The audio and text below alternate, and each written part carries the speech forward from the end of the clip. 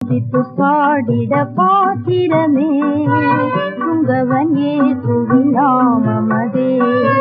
துதித்து பாடிட பாத்திரமே துங்கவன் இயேசுவின் நாமமதே. துதிகளின் மத்தியில் வாசம் செய்யும் தூயனை நேயமாய் தோத்தரிப்போமே.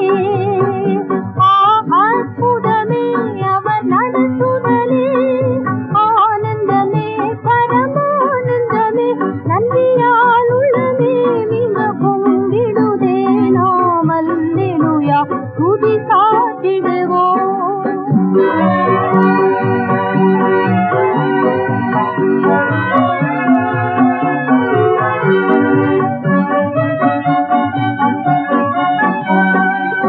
கடந்த நாட்களில் கண்மணி போல் கருத்துடன் நம்மை காத்தார்.